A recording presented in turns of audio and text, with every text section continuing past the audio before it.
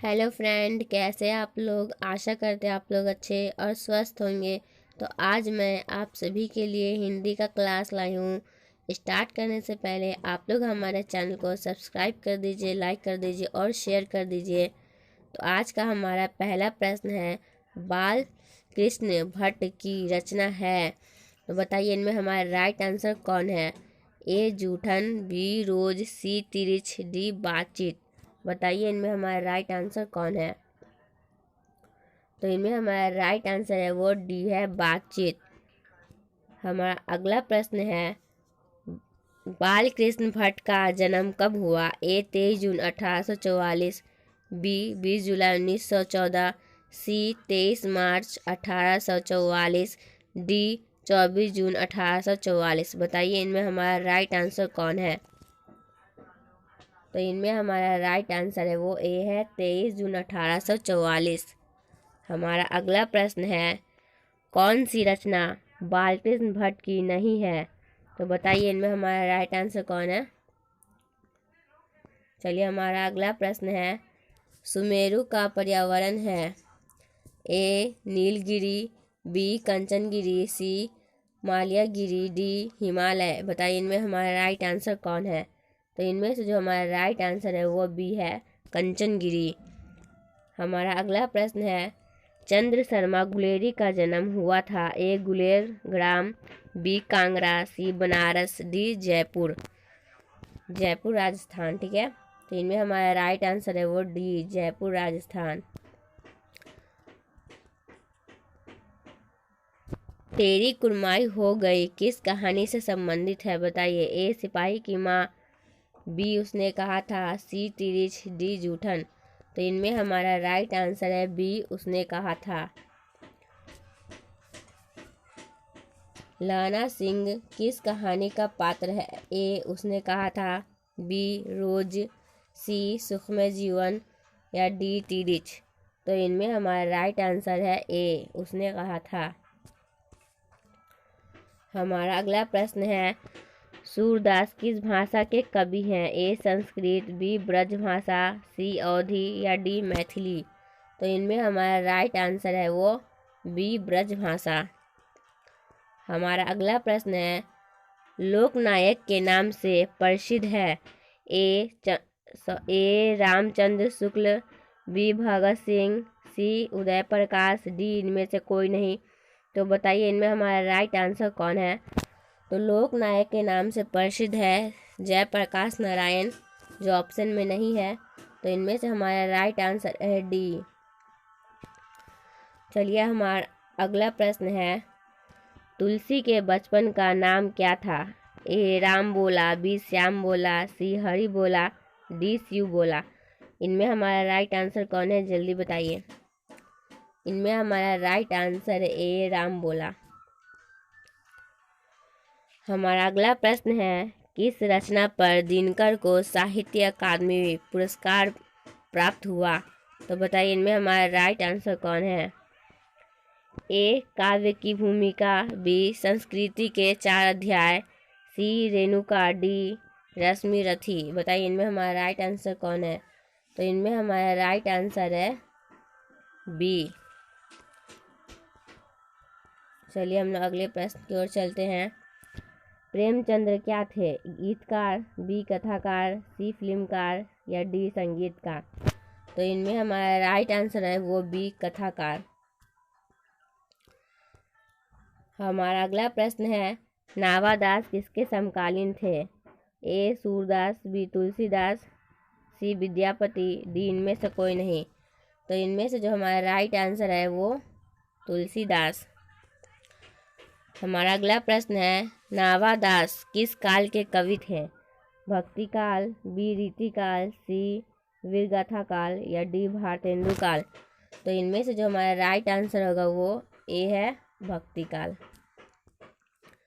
हमारा अगला प्रश्न है, अज्ञेय का उपन्यास नहीं है। ए शेखर एक जीवनी, बी नदी के द्वीप, सी त्रिशंकु, डी अपने अपने अजनबी।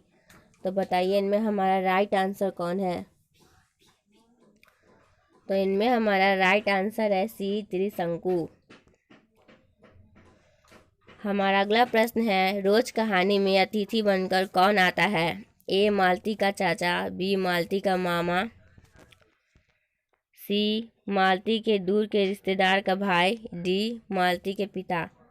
तो इनमें हमारा राइट आंसर है वो सी है, मालती के दूर के रिश्तेदार आते हैं। ठीक है। हमारा अगला प्रश्न है, भूषण की कविता है? ए कवित, बी मातृभूमि, सी झंकार, डी तोड़ती पत्थर। तो इनमें हमारा राइट आंसर है कवित।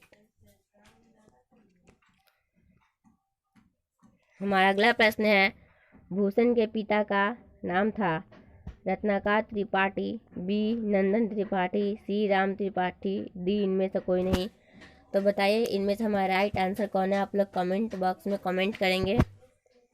तो इनमें से जो हमारा राइट आंसर है वो ए है, रत्नाकर त्रिपाठी। हमारा अगला प्रश्न है, भगत सिंह ने कैसी मृत्यु को सुंदर कहा? ए अपराध के बदले दी गई फांसी, बी देश सेवा के बदले दी गई फांसी, सी दुर्घटना में हुई मृत्यु, डी इनमें से सभी। बताइए इनमें हमारा राइट आंसर कौन है? तो इनमें हमारा राइट आंसर है वो बी है, देश सेवा के बदले दी गई फांसी। हमारा अगला प्रश्न है, विद्यार्थी और राजनीतिक शीर्षक निबंध किसका लिखा हुआ है? तो बताइए इनमें हमारा राइट आंसर कौन है? ए रामचंद्र शुक्ल, बी गुलाब राय, सी भगत सिंह, डी दिनकर। तो इनमें हमारा राइट आंसर है सी भगत सिंह। हमारा अगला प्रश्न है, गणेश शंकर विद्यार्थी किस पत्र का संपादन करते थे? ए मर्यादा, बी ब्राह्मण, सी कर्मवीर, डी प्रताप। तो इनमें हमारा राइट आंसर कौन है? जल्दी बताइए। तो इनमें हमारा राइट आंसर है डी प्रताप। हमारा अगला प्रश्न है, जयशंकर प्रसाद किस काल के कवि हैं? ए आदिकाल, बी भक्ति काल, सी रीति काल, डी आधुनिक काल।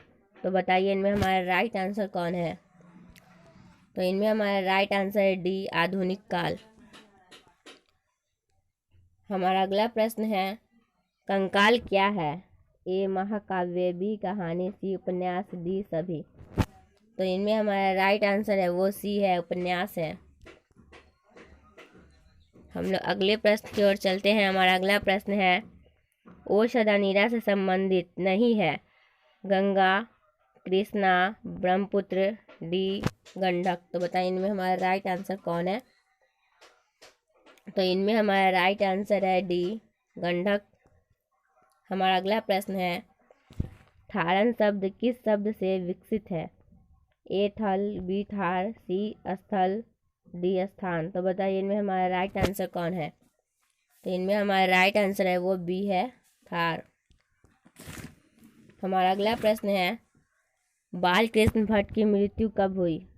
ए 20 जुलाई 1914, बी 20 जून 1917, सी 22 जुलाई 1914, डी 23 जून 1844। तो बताइए इनमें हमारा राइट आंसर कौन सा है? तो इनमें हमारा राइट आंसर है 20 जुलाई 1914 ईस्वी। और आप लोग कमेंट बॉक्स में कमेंट करेंगे बालकृष्ण भट्ट की जन्म कब हुआ। ठीक है। हमारा अगला प्रश्न है, बालकृष्ण भट्ट के पिता का क्या नाम था? ठीक है।